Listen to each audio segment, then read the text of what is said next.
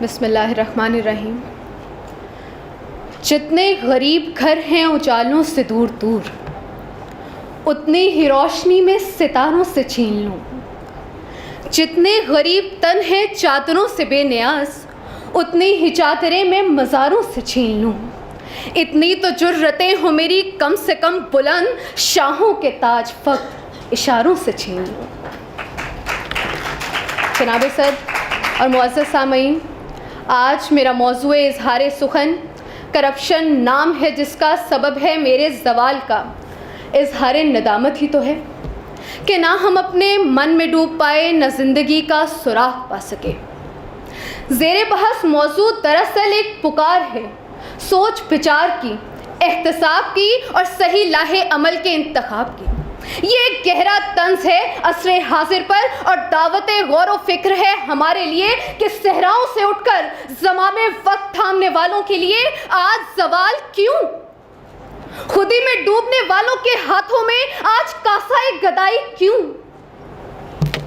جناب والا، آج مجھے کہنے دیجئے کہ حالات کی یہ ناسازگاری، انسان کی علم بیزاری، مولد و منشا سے دوری، غربت کی رنجوری، سینے میں کھٹکتی پھانسیں، حالات کی اکھڑی سانسیں، یہ دل پر چلتے بان، یہ سر پر کڑکتی کمان، یہ اخباروں کی ریشہ دوانیاں، یہ حکومتوں کی سرگردانیاں، یہ دوستوں کا فقدان، یہ معاشی بحران، یہ گردنوں پر زوال کی لٹکتی ہوئی تلوار، یہ چہرہ زندگی پر غربت کا غازہ، یہ کندھوں پر عزت نفس کا جنازہ، یہ فکر معاش میں سرکردہ ہنرمند اور یہ در عمارت پہ دستبستہ خیرت مند ہم سے سوال کر رہے ہیں، اے وطن یہ تیرا اترا ہوا چہرہ کیوں ہے؟ غرفہ و بام و شبستہ میں اندھیرا کیوں ہے؟ درد پلکوں سے لہو بن کر چھلکتا کیوں ہے؟ ایک ایک سانس پر تنقید کا پہرا کیوں ہے؟ ایک ایک سانس پر تنقید کا پہرا کیوں ہے؟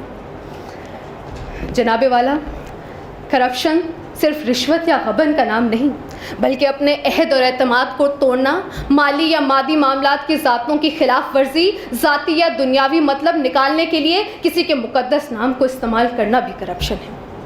کرپشن چھوت کے مرض کی طرح پھیلتا ہے، اور یہ ایک ایسا موذی مرض ہے جس نے ہماری سیاسی، سماجی اور معاشرتی زندگی کو تباہ کر دیا ہے.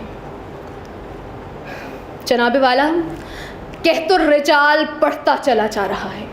تہذیب و تمدن کے پیمانے ٹوٹ پھوٹ کا شکار وقت کی ناقدری کا گلہ کر رہے ہیں.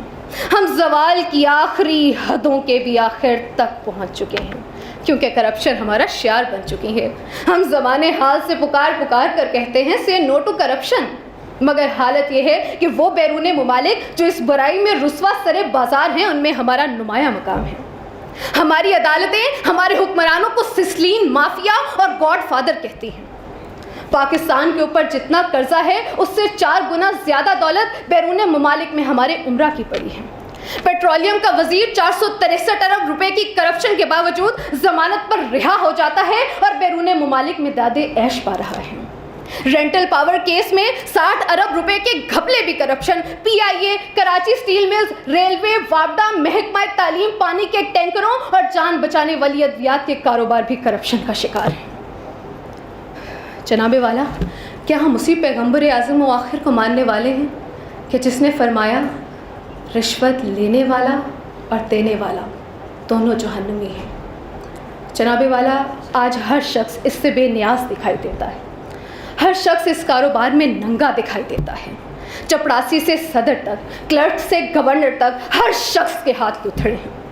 اگر کوئی شخص اس کاروبار میں بے نیاز ہے تو وہ یقیناً اس دور کا ولی ہے، کیونکہ یہاں ایمان کا سودا ہوتا ہے اور زمین بکتے ہیں. یہاں تہذیب بکتی ہے، یہاں فرمان بکتے ہیں. ذرا تم دام تو رکھو، یہاں ایمان بکتے ہیں. جناب والا، آئیے اس سے اجتناب کا عہد کریں، ورنہ گفتار کے غازی کو عزت و اہمیت نہیں رکھتے. وائے ناکامی متائے کارواں چاہتا رہا، کارواں کے دل سے احساس سیاں چاہتا رہا. آپ کی سماعتوں کا شکریہ.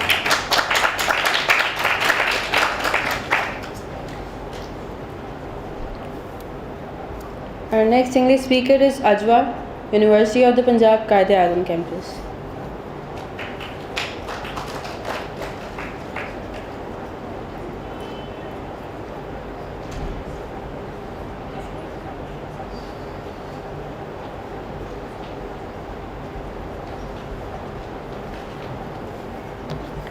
Bismillahirrahmanirrahim. Worthy audience, Assalamu alaikum. The topic of declamation today is the menace of corruption in Pakistan. Corruption is any dishonest or selfish deed that harms others, whereas menace is something that is a source of danger. On this basis, corruption is definitely a big, a huge, a large, a giant, a mammoth menace in Pakistan. It is like a poison that squanders government resources, deters investment, undermines democracy, fuels poverty and hunger, stunts economic growth, and much more. Because of corruption, the rich grow richer, the poor become poorer, the criminals become bolder, the innocent become the target. The criteria for education is not based on merit. Honesty gets you killed, dishonesty gets you what you want. The good are silenced, the bad are rewarded. Worthy audience, in addition to these dangers, the biggest menace of corruption in Pakistan is that we Pakistanis never accept that our corrupt acts are bad for us and our society. We just say, as far as I am doing it, it's okay to be done. I have a special setting with Allah, He'll forgive me. The word corruption is so much famous in Pakistani society that even the illiterate, uneducated people, unaware about the A, B, C, D of English, speak it with utmost confidence and perfect pronunciation, but always using it for others and never for their own acts. Worthy audience, another menace of corruption is that once a corrupt act has been done, it continues to go on and on and on, giving birth to more of its kind.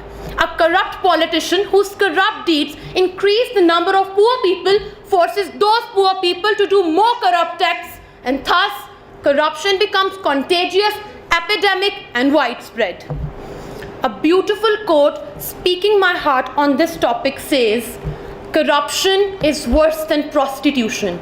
If later endangers the morals of an individual, the former invariably endangers the morals of an entire country."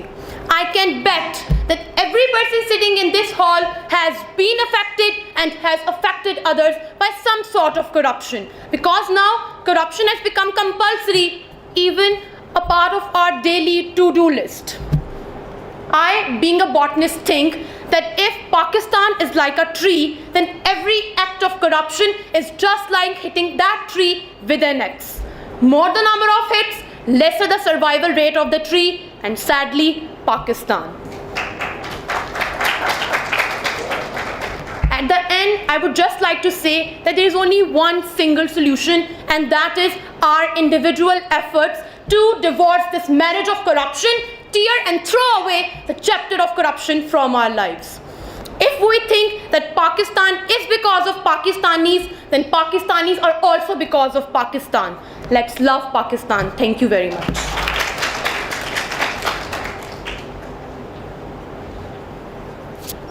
اب میں دعوت دینا چاہوں گی عائشہ ریاض کو، جن کا تعلق لاہور گیرزن یونیورسٹی سے ہے.